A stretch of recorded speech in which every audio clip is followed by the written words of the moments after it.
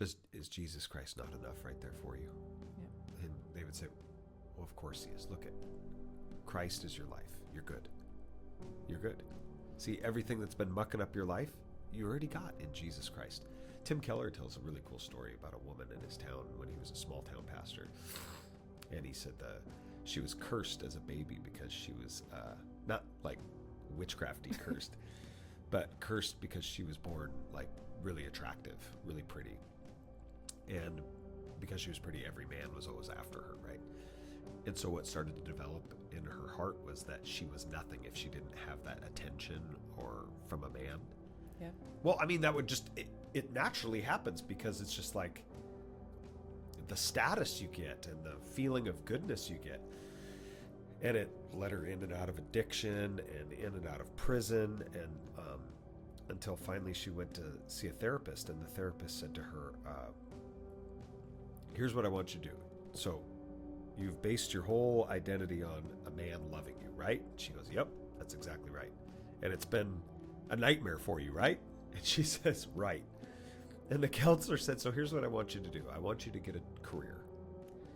And I want you to focus all your efforts that you used to put in finding the approval of a man, and I want you just to put that into your job, into your career. And she said, Keller said she was starting to pick up on, she already knew what was going on. But she said to the counselor, she says, hey, with all due respect, you've helped me so very much, but you want me to surrender a typical female idol, which is male affection, and you want me to adopt a typical male idol, which is career. She goes, what if I don't want either addiction? And the counselor's like, well, I don't know, right? And Keller says she already did know. She was catching on to it. And there was a passage in Paul's letter, I think Colossians 3, where Paul says, your life, when you trust in Jesus Christ, your life is now hidden. I love that language, is now hidden with God in Christ.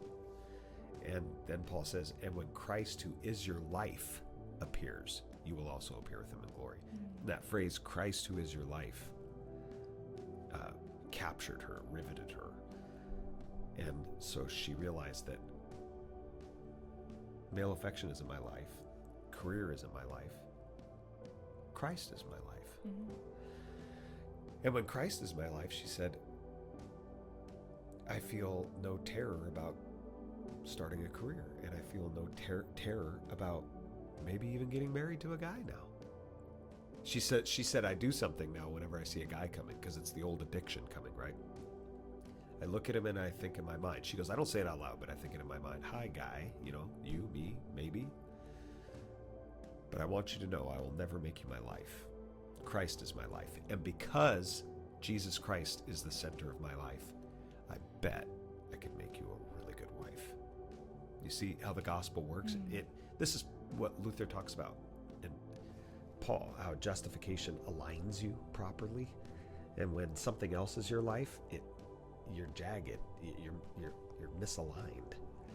And when Christ, who is your life, you're aligned properly. So you can now go back into these relationships that you used as a drug, and it's not a drug anymore. You can enter back into them in utter complete freedom.